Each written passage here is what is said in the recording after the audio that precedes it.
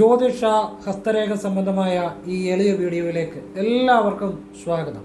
ഇന്ന് പറയാൻ പോകുന്നത്, ഞാൻ പറയുന്ന ഈ ഒരു ദിവസവും എല്ലാ മാസവും വരുന്നുണ്ട്. ഈ പറയുന്ന ഒരു ദിവസം നിങ്ങൾ ഈ ഒരൊറ്റ കാര്യം വഴിപാട് ചെയ്താൽ ലളിതമായൊരു കാര്യമാണ്. അപ്രതീക്ഷിതമായിട്ട് ലക്ഷങ്ങൾ നമ്മുടെ കൈകളിലേക്ക് വരാൻ വേണ്ടി ഉപകരിക്കും. ഇത് പറയാനൊരു കാര്യമുണ്ട്. അതായത് ഒരു അനുഭവത്തിൻ്റെ അടിസ്ഥാനത്തിലാണ് പറയുന്നത്. ഒരാൾക്ക് ഇച്ചിരി പൈസ കിട്ടാനുണ്ടായിരുന്നു. അത് വലിയ തുകയല്ല, എന്നാൽ തീരെ ചെറിയ തുകയല്ല, ലക്ഷങ്ങളൊക്കെ വരും. എത്ര ലക്ഷമെന്ന് ഞാൻ പറയുന്നില്ല, സാമാന്യം ഒരു വലിയ തുകയെന്നാൽ അത്ര ചെറിയ തുകയല്ല, ലക്ഷങ്ങൾ തന്നെ വരും.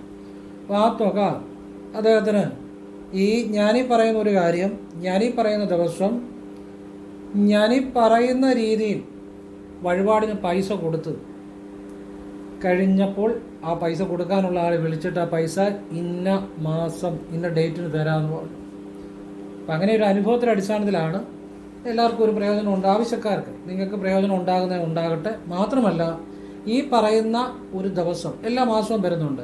ഈ പറയുന്ന ഒരൊറ്റ വഴിപാട് ഈ പറയുന്ന രീതിയിൽ ആ ദേവതയ്ക്ക് ചെയ്താൽ ഭൂമി, വീട്, വാഹനം, സ്വത്തുവകകൾ ഒക്കെ ഉണ്ടായി വരും.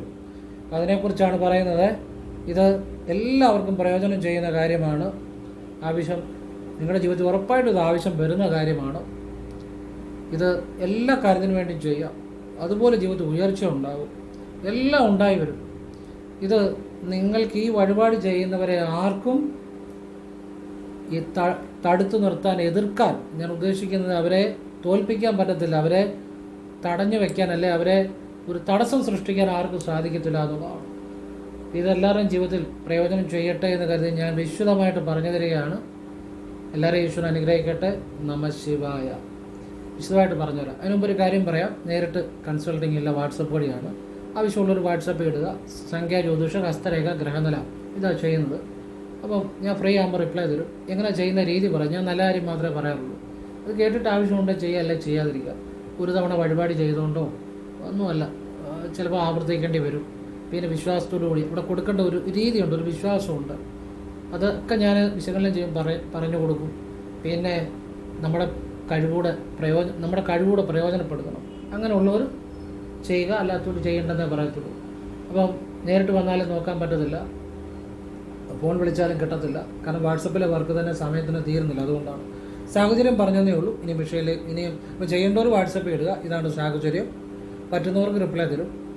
ഇപ്പോൾ പറഞ്ഞതേ ഉള്ളൂ. പുതിയതായിട്ട് വീഡിയോ കാണുന്നവരുണ്ടായിരിക്കാമെന്നല്ലേ പറയുന്നതാണ്. എല്ലാ വീഡിയോയിലും പറയുന്നത്, ഇപ്പോൾ ആരെങ്കിലുമൊക്കെ പുതിയതായിട്ട് കാണുന്നവരുണ്ടായിരിക്കും, അല്ലെങ്കിൽ നേരെ ഫോൺ എടുത്ത് അങ്ങ് വിളിച്ചേക്കും. സാഹചര്യം പറഞ്ഞതേ ഉള്ളൂ. ഉള്ള കാര്യം സത്യസന്ധമായിട്ട് പറഞ്ഞതേ ഉള്ളൂ. അപ്പം ഇനി വിഷയത്തിലേക്ക് വരികയാണ്. അത്ഭുതമായ അനുഭവത്തിൻ്റെ അടിസ്ഥാനത്തിലാണ് ഞാനിത് പറയുന്നത്. ഞാൻ പറഞ്ഞു, ഒരാളുടെ അനുഭവത്തിൻ്റെ അടിസ്ഥാനത്തിലാണ്. അപ്പം കുറച്ച് തുക ലക്ഷങ്ങൾ കിട്ടാനുണ്ടായിരുന്നു. അപ്പോൾ അത് പല കാര്യങ്ങളും ചെയ്തിട്ടും കിട്ടുന്നില്ല.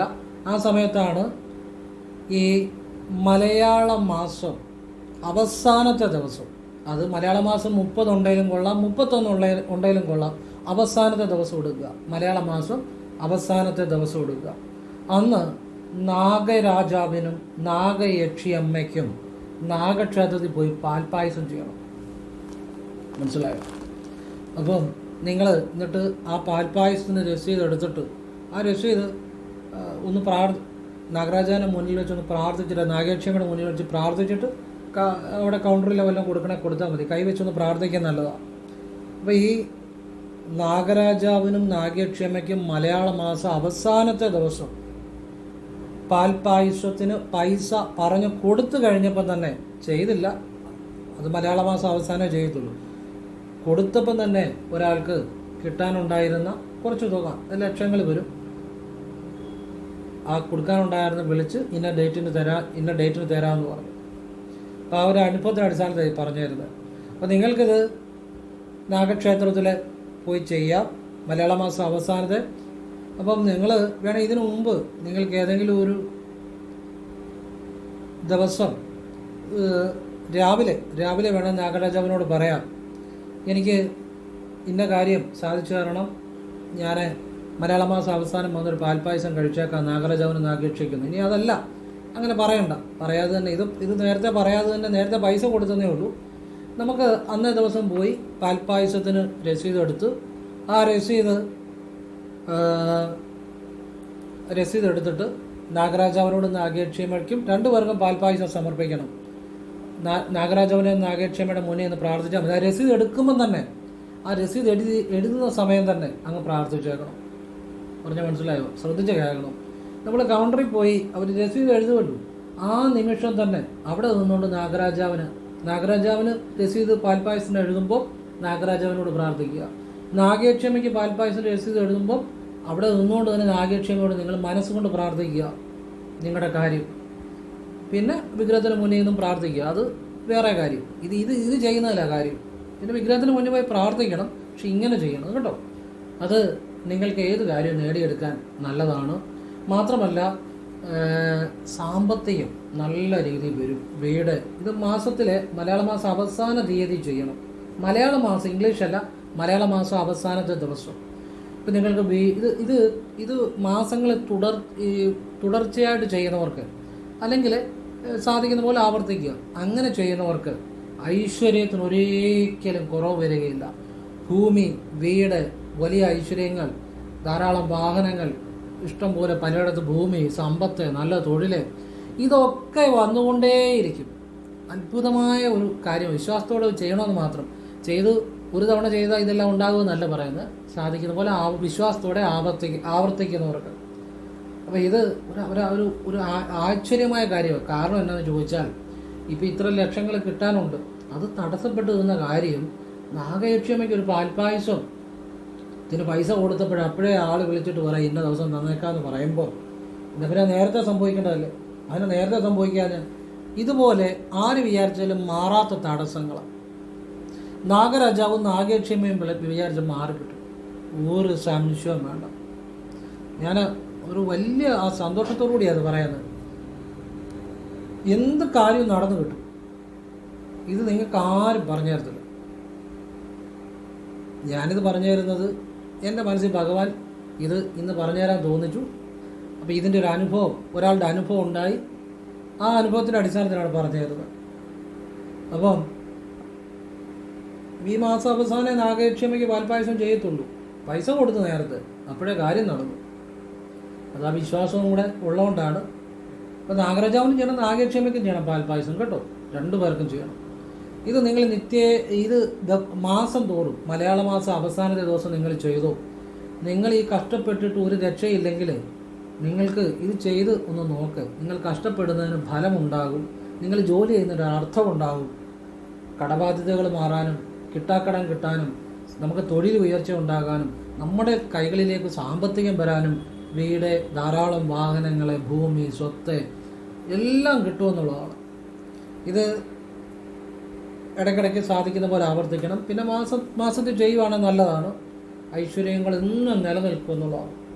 അപ്പം ഇത് നിങ്ങളുടെയൊക്കെ ജീവിതത്തിൽ അസാമാന്യമായ രീതിയിലുള്ള അത്ഭുതകരമായ മാറ്റം ഉണ്ടാക്കുന്ന ഒരു കാര്യമാണ്.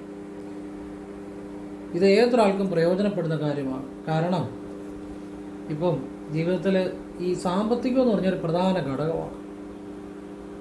അത് നമ്മുടെ കൈകളിലേക്ക് വരാൻ തുടങ്ങിക്കഴിഞ്ഞാൽ നമ്മുടെ ജീവിതമേ പാടെ മാറും. പലരും പറയും സാമ്പത്തികം ഇല്ലെങ്കിലും സമാധാനം മതിയെന്ന്.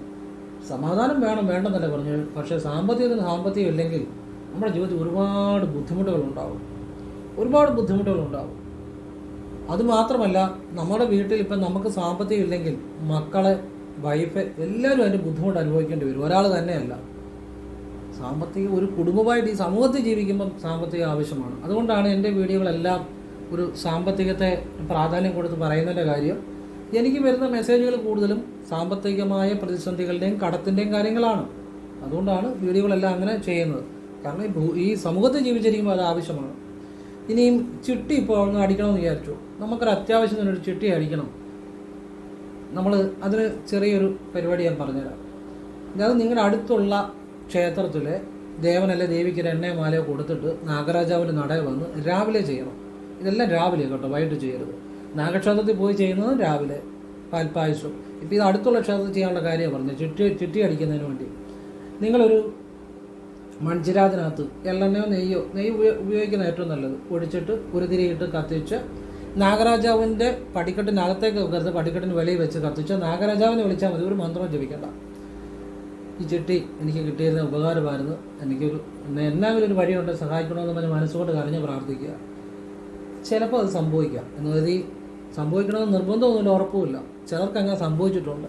പിന്നെ അതുപോലെ കടങ്ങൾ മാറാനും ബുധൻ ഞായർ ദിവസങ്ങളിൽ ഈ നാഗരാജാവിന് അടുത്തുള്ള ക്ഷേത്രത്തിൽ ഇതുപോലെ നെയ് വിളക്കത്ത് സമർപ്പിക്കും. മൺചിരാതിനകത്ത് ഒഴിച്ച് കത്തിച്ചാൽ മതി. അപ്പം ചിലർക്ക് സംശയം, ഈ നെയ് ബാക്കി വരുന്ന വീട്ടിൽ കൊണ്ടുപോകാമോ? വീട്ടിൽ കൊണ്ടുവരാം, അതിന് കുഴപ്പമൊന്നുമില്ല. നിങ്ങൾ ഈ ആലോചിച്ച് കുഴപ്പങ്ങൾ ഉണ്ടാക്കാതിരുന്നാൽ മതി. പലരും ഒരു കുഴപ്പമില്ല, ഇതിൽ ആലോചിച്ച് കുഴപ്പങ്ങൾ മുഴുവൻ ഉണ്ടാക്കും. ബാക്കി നെയ് വരുന്ന വീട്ടിൽ കൊണ്ടുവരാം, അതിനെന്നാ കുഴപ്പമൊന്നുമില്ല. ഈ നാഗക്ഷേത്രത്തിൽ പോയി മലയാള മാസം അവസാനം ചെയ്യാൻ പാൽപ്പായസം പറഞ്ഞല്ലോ, അന്നും നാഗരാജാവിന് രസീത് എഴുതുമ്പോൾ അവിടെ നിന്ന് നിങ്ങൾ പ്രാർത്ഥിക്കണം, നിങ്ങളുടെ കാര്യം പറയണം. എന്നിട്ട് നാഗരാജാവിന് വിഗ്രഹത്തിന് മുന്നേ ഒന്നും പ്രാർത്ഥിക്കണം. അതോടൊപ്പം നിങ്ങൾ നാഗരാജാവിനെ വിളിച്ചാൽ മതി, ഒരു മന്ത്രവും ജപിക്കണം. നാഗേക്ഷിയമ്മയെന്ന് വിളിച്ചാൽ മതി, ഒരു മന്ത്രവും ജപിക്കണം. പറഞ്ഞാൽ മനസ്സിലാകും. പറയുന്ന പോലെ അങ്ങ് ചെയ്താൽ മതി, അത് ഫലമാകും. ചുമ്മാ ഈ അവരിവരും പറയുന്ന കേട്ട് നമുക്കൊരു കാര്യം വ്യക്തമായിട്ട് അറിയാതെ ചെയ്യരുത്. നമ്മൾ നാഗരാജാവിൻ്റെ നാഗേക്ഷിയമ്മയുടെ ഒക്കെ മന്ത്രങ്ങൾ ജപിച്ചാൽ അതിനെക്കുറിച്ച് അറിയാൻ വയ്യാത്തതുകൊണ്ടാണ് പലരും പല കാര്യങ്ങളും പറയുന്നത്. അത് വ്രതം, ചര്യ, നിഷ്ഠ ഇതൊക്കെ പാലിക്കുന്നവർക്ക് നല്ലതാണ്. ഇത് വ്രതം, ചര്യ, നിഷ്ഠ അതുപോലുള്ള കാര്യങ്ങളൊന്നും പാലിക്കാത്തവർക്ക് അങ്ങനെയുള്ള മന്ത്രങ്ങളൊക്കെ ജപിച്ചാൽ, ആ നിഷ്ഠകളൊക്കെ തെറ്റിച്ചാൽ നാഗദേവതകൾ കോംപ്രമൈസ് ചെയ്യത്തില്ല. ചില പ്രശ്നങ്ങൾ, അതിൻ്റെതായ ബുദ്ധിമുട്ടുകൾ വരാം. അതുകൊണ്ട് സാധാരണക്കാരുടെ ജീവിതം എന്ന് പറഞ്ഞാൽ അവരെ കൊണ്ട് ചെയ്യാൻ പറ്റുന്ന കാര്യങ്ങൾ ചെയ്യാം. നാഗരാജാവെന്ന് വിളിച്ചാൽ മതി, നാഗേക്ഷമെന്ന് വിളിച്ചാൽ മതി, ഒരു മന്ത്രം ജപിക്കണം. ഇത് എൻ്റെ അഭിപ്രായമാണ്. ഇത് നിങ്ങൾക്ക് ഇഷ്ടമുള്ള പോലെ നിങ്ങൾക്ക് ചെയ്യാം. ഞാൻ ആ സത്യസന്ധമായ കാര്യങ്ങളാണ് പറയുന്നത് കേട്ടോ. അപ്പോൾ അത് നിങ്ങളുടെ ജീവിതത്തിൽ ഗുണം ചെയ്യും. ഇങ്ങനെ അതുപോലെ കടങ്ങൾ മാറാനും ഈ മലയാള മാസം അവസാന ദിവസം നാഗക്ഷേത്രത്തിൽ നാഗരാജാവിനും നാഗേക്ഷമയ്ക്ക് പാൽപ്പായസം ചെയ്യുന്നത് ഏറ്റവും ഉത്തമമാണ്. പിന്നെ നിങ്ങളെക്കൊണ്ട് സാധിക്കുമെങ്കിൽ നിങ്ങളുടെ അടുത്തുള്ള ക്ഷേത്രത്തിലും നാഗരാജാവിന് നെയ്വിളക്ക് തെളിയിക്കുക, ഞായർ ബുധൻ ദിവസങ്ങളിൽ. പിന്നെ പഞ്ചമി ദിവസവും തെളിയിക്കുക. അത് കറുത്തപക്ഷ പഞ്ചമിയും തെളിയിക്കുക, വെളുത്തപക്ഷ പഞ്ചമിയും തെളിയിക്കുക. കറുത്തപക്ഷ പഞ്ചമി കുറച്ചുകൂടി നല്ലതാണ്. 2 പഞ്ചമിക്കും തെളിയിക്കുക, ബുധനും ഞായറും തെളിയിക്കുക, നല്ലതാണ് കേട്ടോ. അത് വളരെ ജീവിതത്തിൽ മാറ്റങ്ങൾ ഉണ്ടാകും.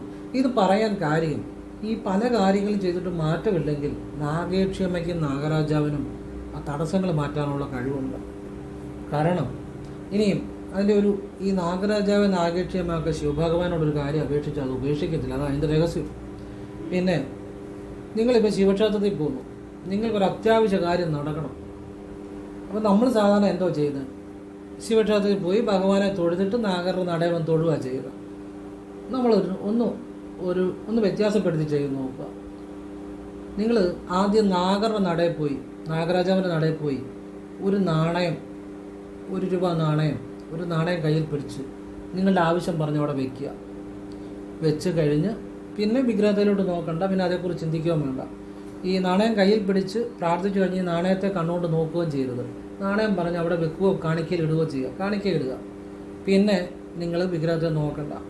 എന്നിട്ട് നിങ്ങൾ ശിവനെ പോയി കണ്ട് നിങ്ങളുടെ സങ്കടം പറഞ്ഞു നോക്കിക്കേ, ആ കാര്യം നടക്കും. ഇത് എന്തെങ്കിലും അത്യാവശ്യം ഉണ്ടെങ്കിൽ സാധിക്കണമെങ്കിൽ മാത്രം ചെയ്താൽ മതി.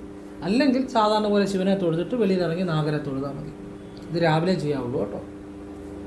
ഞാൻ പറഞ്ഞ ഈ കാര്യം ചെയ്തതാണ് 20 ലക്ഷം രൂപ കടമുണ്ടായിരുന്ന ഒരു വ്യക്തി. ഞാൻ നേരത്തെ വീഡിയോ പറഞ്ഞു, അവർ വർഷങ്ങൾ കൊണ്ടാണ് മക്കളെയൊക്കെ പഠിപ്പിക്കാനൊക്കെ എടുത്താണ്. 18 ലക്ഷം വരെ കടം വീടിന് 2 ലക്ഷം ഉള്ളൂ.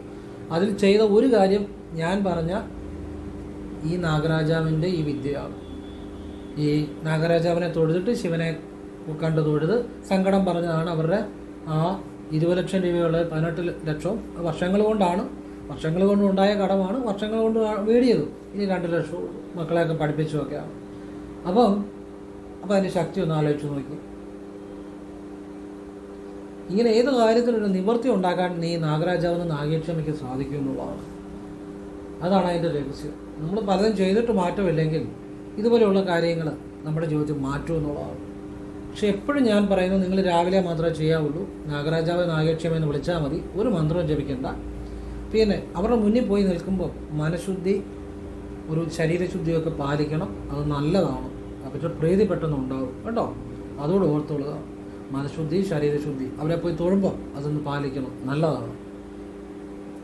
നന്നായിരിക്കും കേട്ടോ. കഴിവതും രാവിലെ ആണെങ്കിൽ നമ്മൾ ഒന്നുകിൽ നമുക്ക് ഭക്ഷണം കഴിക്കുന്നതിന് പോയി കണ്ടു തൊഴുതാൽ ഫലം കൂടുതലാണ്.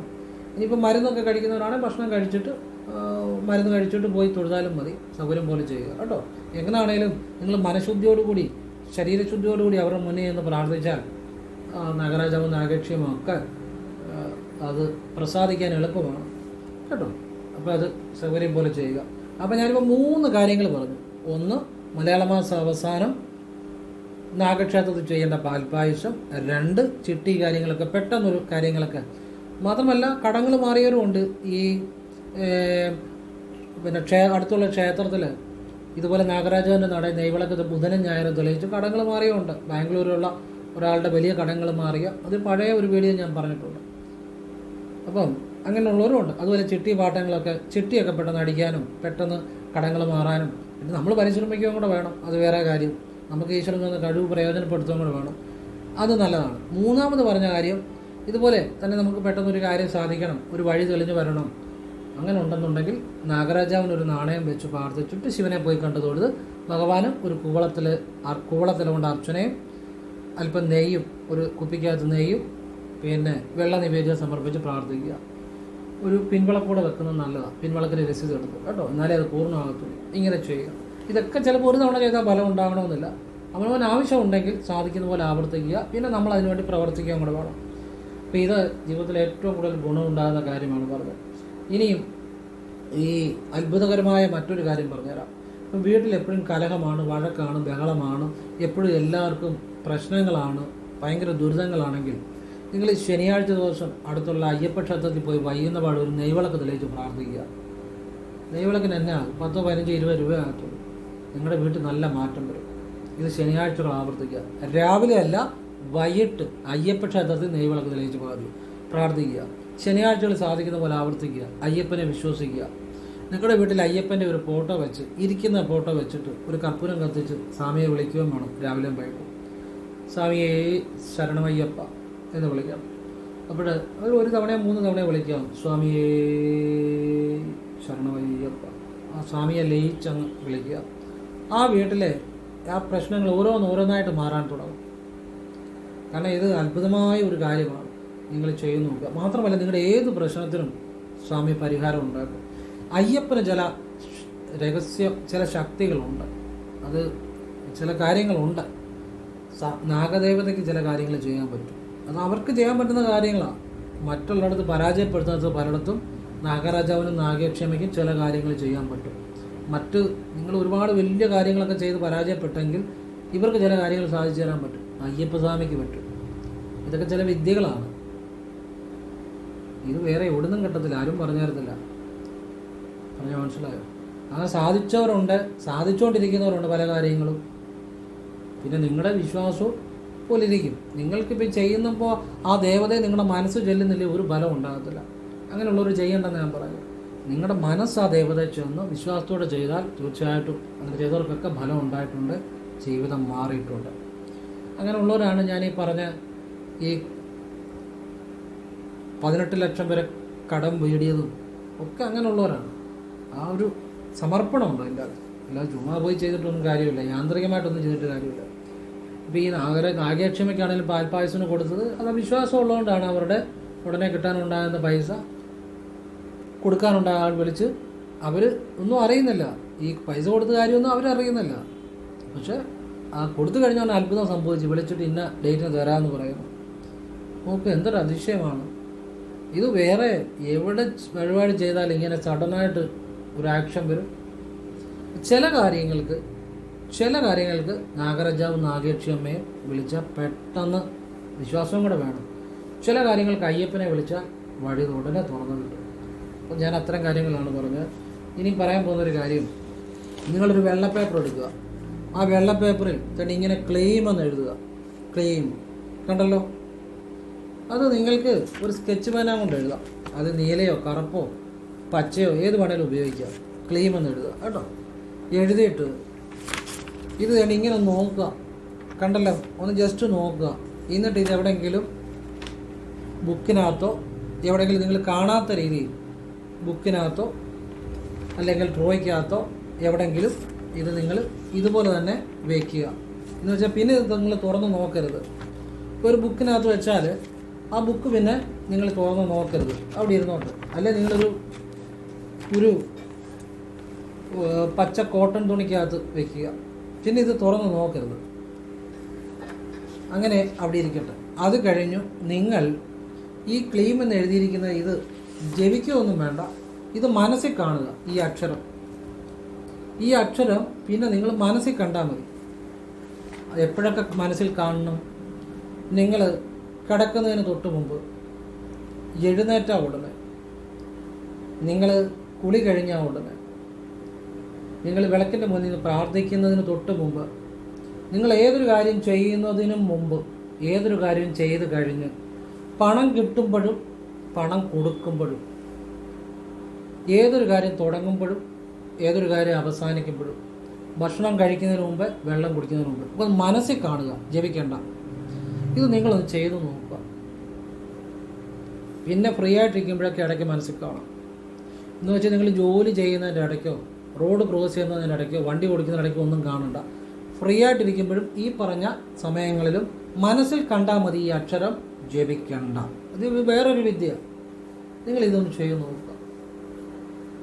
ദിവസവും ഇത് ചെയ്ത് നോക്കുക.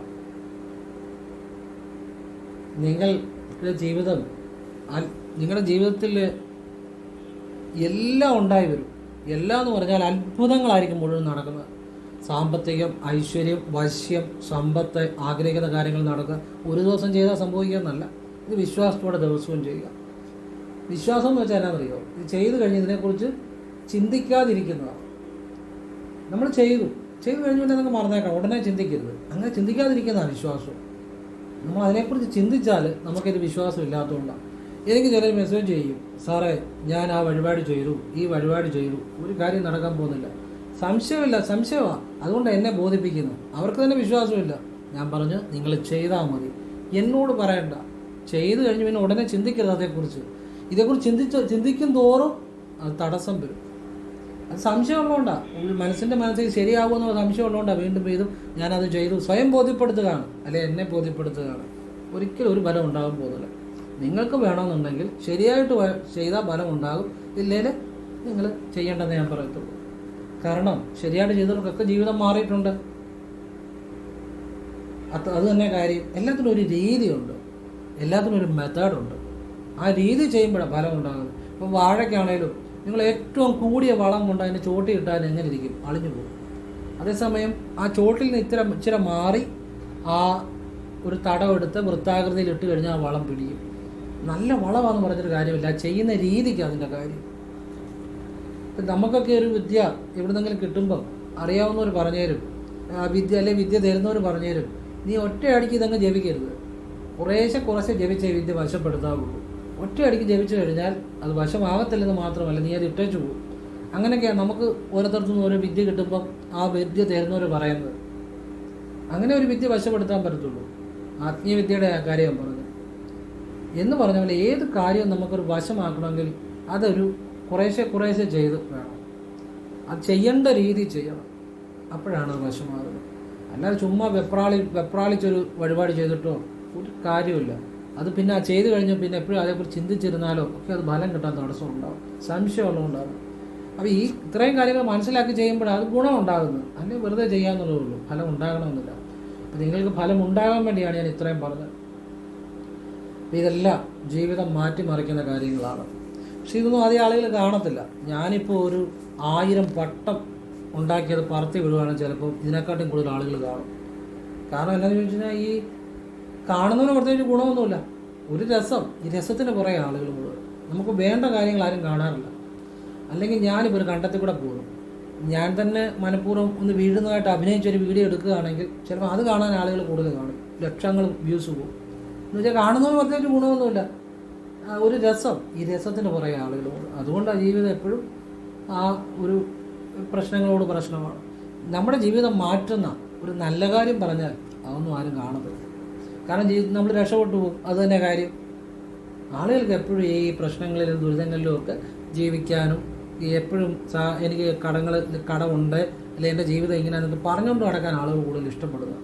എന്നാൽ നേരെ ജോബിനെ എടോ ഇന്ന കാര്യം ചെയ്തു നോക്ക്, നല്ല കാര്യമല്ലേ, അതൊന്നും കാണത്തുമില്ല ചെയ്യത്തുമില്ല, അതാണ് അതിൻ്റെ അകത്തെ കാര്യം. ഇപ്പം ഏതായാലും ഇപ്പം ഈ ഇത്രയും നല്ല കാര്യങ്ങൾ പറയുന്നതുകൊണ്ട് ഇതൊന്നും ആദ്യം ആളുകൾ കാണുമെന്ന് എനിക്ക് തോന്നുന്നില്ല. കാണുന്നവരുടെ ജീവിതം മാറും, ആവശ്യമുള്ളവർ കാണട്ടെ. എന്നെങ്കിലും ഒരു യുക്തിയില്ലാത്ത കാര്യമോ ഒക്കെ പറയുകയാണെങ്കിൽ ചിലപ്പോൾ ആളുകൾ കണ്ടെന്നിരിക്കും. സത്യസന്ധമായി നല്ല കാര്യങ്ങൾ പറഞ്ഞാൽ അത് വലിയ രീതിയിൽ കാണണമെന്നില്ല. അതിന് കാണുന്നവർ കാണട്ടെ, കാണുന്നവർക്ക് ഗുണം ഉണ്ടാവും.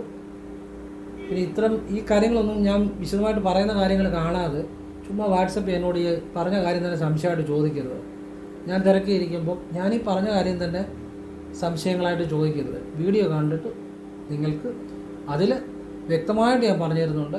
അത് സംശയമില്ലാത്ത രീതിയിലാണ് പറഞ്ഞു തരുന്നത്. ഇത് കാണാത്തവരെ ഈ സംശയം ചോദിക്കും, സാറേ അതെന്തോ ഇതെന്തോ, അതിന് വഴിപാടുണ്ടോ ഇതിന് വഴിപാടുണ്ടോ. പറയുന്നത് കണ്ടു കഴിഞ്ഞാൽ അത് വ്യക്തമായിട്ടാണ് പറയുന്നത്. നിങ്ങൾക്ക് അത് എല്ലാത്തിനും പരിഹാരമുണ്ട്. അപ്പോൾ അത് ചെയ്യുക, ആവശ്യമുള്ളവർ ചെയ്യുക. പിന്നെ വിശകലനം ചെയ്യണമെന്നുള്ളവർ വാട്സപ്പ് എഴുതുക, ഫ്രീയാകുമ്പോൾ ഞാൻ റിപ്ലൈ തരും. അപ്പോൾ പറഞ്ഞതേ ഉള്ളൂ. എല്ലാവരെയും ഈശ്വരൻ അനുഗ്രഹിക്കട്ടെ, എല്ലാവരും ജീവിതത്തിൽ നന്മകൾ ഉണ്ടാകട്ടെ. പിന്നെ ഞാൻ ഒരു കാര്യം കൂടെ പറഞ്ഞ് നിർത്തുകയാണ്. ഞാൻ ചില കാര്യങ്ങളിൽ ഞാൻ വിശ്വസിക്കുന്ന ഒരാളാണ്. എൻ്റെ ഒരു കാര്യം ഞാൻ ചെയ്യുന്ന ഒരു കാര്യമുണ്ട്. പല കാര്യങ്ങൾ ഞാൻ ചെയ്യുന്ന പല കാര്യങ്ങൾ എനിക്ക് ചില വിശ്വാസമുള്ള, അല്ലെ എൻ്റെ ചില നിഷ്ഠയുണ്ട്, അല്ലെ ഞാൻ ശരിയെന്ന് വിചാരിക്കുന്ന ചില കാര്യങ്ങളുണ്ട്. അതിലൊരു കാര്യം, ഞാൻ ഈ പ്രായമുള്ളവർ ഏത് വീട്ടിലുണ്ടെങ്കിലും ഞാൻ ചിലപ്പം അവരെ കാണുകയാണെങ്കിലോ അല്ലെങ്കിൽ ഞാൻ ആ വീടിൻ്റെ അടുത്തൂടെ പോവുകയാണെങ്കിലോ ഒക്കെ പ്രായമുള്ളവരുണ്ടെങ്കിൽ, പരിചയമുള്ളവർ, അവരെ ഒന്ന് പ്രായമുള്ള അപ്പൂപ്പനും അമ്മൂമ്മയൊക്കെ ഉണ്ട്, അവരെ കണ്ട് സംസാരിക്കും. അതിപ്പോൾ ഞാനൊരു ചായ കുടിക്കാൻ വേണ്ടി ഒരു കടയിൽ കയറിയാൽ പോലും പ്രായമുള്ളൊരു ആളുകളൊക്കെ ഉണ്ട്, അവർക്ക് ഞാനൊരു ബഹുമാനം കൊടുക്കുക, അവരോട് സംസാരിക്കും. അങ്ങനെ ഒരു സംസാരിക്കുമ്പോൾ അവർക്കൊരു സന്തോഷമാണ്. അത് ഞാൻ ശ്രദ്ധിക്കാറുണ്ട്. പ്രത്യേകിച്ച് പരിചയമുള്ളവരായിട്ടാണ് കൂടുതൽ നമ്മളത് ചെയ്യുന്നത്. ഈ പരിചയമുള്ളവരെ തന്നെയാണ് മൈൻഡ് ചെയ്യാത്ത ആളുകൾ ധാരാളം ഉണ്ടല്ലോ, ഈ പ്രായമുള്ളവരെ. അപ്പോൾ ഞാൻ ഈ അടുത്ത ഒരു ദിവസം ഒരു വീട്ടിൽ നിന്ന് ഒരു പ്രായമുള്ള ഒരു അമ്മയായിട്ട് സംസാരിച്ചപ്പോൾ ആ അമ്മ വലിയ വിഷമത്തോടെ എന്നോട് പറഞ്ഞൊരു കാര്യമുണ്ട്. ഞാൻ ഒറ്റയ്ക്കിരിപ്പ, എന്നോട് ആരും മിണ്ടാന്ന്, ആരുമില്ല, ഒറ്റയ്ക്കിരുന്ന് എപ്പോഴും ജീവിതമേ മുഷിഞ്ഞു എന്ന് അവരത് പറയുമ്പോൾ അവരുടെ കണ്ണുകളിൽ നോക്കിയപ്പോൾ എനിക്ക് വലിയ സങ്കടം തോന്നി. ശരി അവർ പറയുന്നത്, കാരണം പ്രായമുള്ള പലരും അനുഭവിക്കുന്ന ബുദ്ധിമുട്ടാണ്. അപ്പം വീട്ടിലാണേലും എല്ലാവരും അവരോട് വലിയതായിട്ട് വന്ന് വർത്തമാനം പറയത്തില്ല. പറയുവാണെങ്കിൽ തന്നെ ചിലപ്പോൾ എന്നെങ്കിലും അങ്ങോട്ടിരി ഇങ്ങോട്ടിരി അങ്ങനെയൊക്കെയാണ് പറയുന്നത്. ഒരു സ്നേഹമായിട്ട് സംസാരിക്കുക, അവരോട് അല്പസമയം ചിലവഴിക്കുക, ഇതൊന്നും മിക്കവാറും പലയിടത്തും ചെയ്യുന്നതുണ്ടായിരിക്കും. പക്ഷെ പലയിടത്തും അങ്ങനെ ചെയ്യുന്നതായിട്ട് കാണുന്നില്ല. അപ്പോൾ അത് അവരുടെ മനസ്സിൽ വലിയ വിഷമം. ഈ ഒറ്റപ്പെടൽ എന്ന് പറയുന്ന ജീവിതത്തിൽ ഏറ്റവും വലിയ വിഷമം. അതുകൊണ്ട് നിങ്ങൾ ക്ഷേത്രങ്ങളിൽ പോകുന്നോ പ്രാർത്ഥിക്കുന്നോ ഒക്കെ അത് ദൈവാധീനം ഉണ്ടാവുക തന്നെ ചെയ്യും. പക്ഷെ അതിനേക്കാൾ ഉപരിയാണ് നമ്മുടെ പ്രവൃത്തി. നിങ്ങളെക്കൊണ്ട് സാധിക്കുമെങ്കിൽ ഇതുപോലെ പ്രായമുള്ളവരോട് നിങ്ങൾ അവരോട് സ്നേഹമായിട്ട് സംസാരിക്കുക, അല്പനേരം അവരുടെ കൂടെ ചിലവഴിക്കുക. ഈ പ്രായമായാലും കൊച്ചുകുട്ടികളുടെ മനസ്സ് ഒരുപോലെ. അവർ പറയുന്ന പല കാര്യങ്ങളും അവർക്ക് പല കാര്യങ്ങളും ഉത്കണ്ഠ കാണും, ഭയം കാണും. നമ്മളത് അവർക്ക് ധൈര്യം കൊടുക്കുക, അവർക്കൂടെ സന്തോഷമായിട്ട് പെരുമാറുക. അല്പനേരം അവരുടെ കൂടെ ചിലവഴിക്കുമ്പോൾ തന്നെ അവർക്കൊരു കോൺഫിഡൻസ് കിട്ടും. അത് നിങ്ങളെക്കൊണ്ട് പറ്റുമെങ്കിൽ പറ്റുന്ന പോലെ ചെയ്യുക. അതാണ് ഏറ്റവും വലിയ ഈശ്വരനോടുള്ള പ്രാർത്ഥന.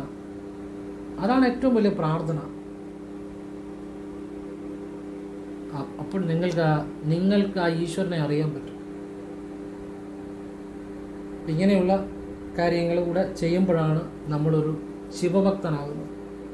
അല്ലാതെ ക്ഷേത്രത്തിൽ പോകുന്ന നല്ല കാര്യം, പക്ഷെ അത് മാത്രം ചെയ്യുമ്പോഴല്ല, ഓരോ മനുഷ്യൻ്റെ ഉള്ളിലുമുള്ള ആ ഈശ്വരബോധത്തെ അറിയുമ്പോഴും നമ്മളെക്കൊണ്ട് പറ്റുന്ന കാര്യങ്ങൾ അവർക്ക് വേണ്ടി ചെയ്യുമ്പോഴും പറ്റുന്ന കാര്യങ്ങൾ, അപ്പോഴാണ് യഥാർത്ഥ ശിവഭക്തനാകുന്നത്. അപ്പോഴേ ശിവനെ അറിയാൻ പറ്റും. അല്ലാതെ എത്ര മന്ത്രം ജപിച്ചാലും എത്ര പുസ്തകങ്ങൾ വായിച്ചാലും ആരുടെയൊക്കെ പുറകെ നടന്നാലും വലിയ പ്രഭാഷണങ്ങളൊക്കെ ചെയ്യുന്ന അങ്ങനെയൊന്നും ശിവനെ അറിയത്തില്ല. എന്നാൽ ശിവനെ അറിയാമെങ്കിൽ എളുപ്പമായിരുന്നല്ലോ. മനസ്സിൽ ആർക്ക് നന്മ ഉണ്ടാകുന്നു അവൻ ശിവനെ അറിയും.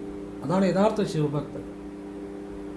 അത് ആര് ചെയ്താലും, അവൻ എത്ര പാപങ്ങൾ ചെയ്തിട്ടുണ്ടെങ്കിലും, എത്ര ഈ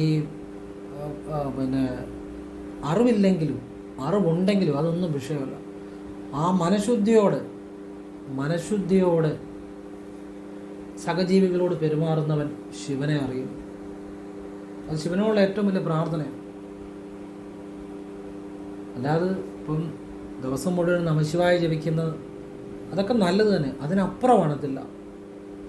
ഇപ്പം നമ്മളൊരു വ്യക്തിയെ ആശ്വസിപ്പിക്കുന്നു, അല്ലെങ്കിൽ ഒരു വ്യക്തിയെ കാണുമ്പോൾ സന്തോഷത്തോടെ ചിരിക്കുന്നു, ചിലർക്കത് വലിയ കാര്യമാണ്. അവർ സന്തോഷത്തോടെ സംസാരിക്കുന്നു, പ്രായമുള്ളവരോട് അല്പനേരം ഇരുന്ന് അവരോട് സന്തോഷത്തോടെ സംസാരിക്കുന്നു, അവർക്ക് ചില ധൈര്യമൊക്കെ കൊടുക്കുന്നു. അവർക്ക് പല കാര്യങ്ങളിലും പേടിയാണ്. അങ്ങനെയൊക്കെ കൊടുക്കുന്ന ആ ഒരു കാര്യങ്ങൾ അത് ഈ ശിവനോടുള്ള ഏറ്റവും വലിയ പ്രാർത്ഥന തന്നെയാണ്. അപ്പോൾ അത് ഇവിടെ സ്വന്തം അച്ഛനെയും അമ്മയും നോക്കാൻ സമയമില്ലാത്തവർ മറ്റുള്ളവരോട് എങ്ങനെയാണ് നീതി പുലർത്തുന്നത്? സ്വന്തം അച്ഛനും അമ്മയോട് നീതി പുലർത്താത്തവർ മറ്റുള്ളവരോട് എങ്ങനെയാണ് നീതി പുലർത്തുന്നത്? നമ്മുടെ സമൂഹത്തിൽ പലയിടത്തും കാണുന്ന ഒരു കാര്യമാണ്. എന്തായാലും നിങ്ങൾക്ക് ഞാൻ പറഞ്ഞത് നിങ്ങൾക്ക് ശരിയെന്ന് തോന്നുന്നുണ്ടെങ്കിൽ, നിങ്ങൾക്ക് സാധിക്കുമെങ്കിൽ ചെയ്യുക. ഒന്നും പ്രതീക്ഷിച്ചല്ല, നിസ്വാർത്ഥമായിട്ട് ശുദ്ധമായ മനസ്സോടെ ചെയ്യുക. നിങ്ങൾ ഈശ്വരനെ അറിയും, ശിവനെ അറിയും. അപ്പോൾ എൻ്റെ അറിവുകളും അഭിപ്രായങ്ങളും നിരീക്ഷണങ്ങളും പറഞ്ഞ് നിങ്ങൾക്ക് ഇഷ്ടമുണ്ടെങ്കിൽ നിങ്ങൾക്ക് സ്വീകരിക്കുക, അല്ലെങ്കിൽ നിങ്ങൾക്ക് തള്ളിക്കളയാം. അതിനുള്ള സ്വാതന്ത്ര്യം നിങ്ങൾക്കുണ്ട്. എൻ്റെ അനുഭവങ്ങളും അഭിപ്രായങ്ങളും പറയാനുള്ള സ്വാതന്ത്ര്യം എനിക്കുമുണ്ട്. ശരിയായ നല്ല കാര്യങ്ങൾ അറിഞ്ഞവർക്കെല്ലാം ജീവിതം നല്ലതേ ഉണ്ടായിട്ടുള്ളൂ. അപ്പോൾ നിങ്ങൾക്ക് ആവശ്യമുള്ളത് നിങ്ങൾ ചെയ്യുക. ഞാൻ ഈ വീഡിയോ പറയുന്ന എല്ലാ കാര്യങ്ങളും പല ലക്ഷങ്ങളാണ് കാണുന്നത്. പലർക്കും പലതാണ് ചെയ്യാൻ പറ്റും. നിങ്ങൾക്ക് ആവശ്യമുള്ളത് നിങ്ങൾ ചെയ്യുക. ശരിയായ വിശ്വാസത്തോടെ ചെയ്യുക, പ്രവർത്തിക്കുക. അത്രയേ ഉള്ളൂ. ഓം കൃഷ്ണായ നമഃ. ശിവോഹം. ശിവ ശിവ.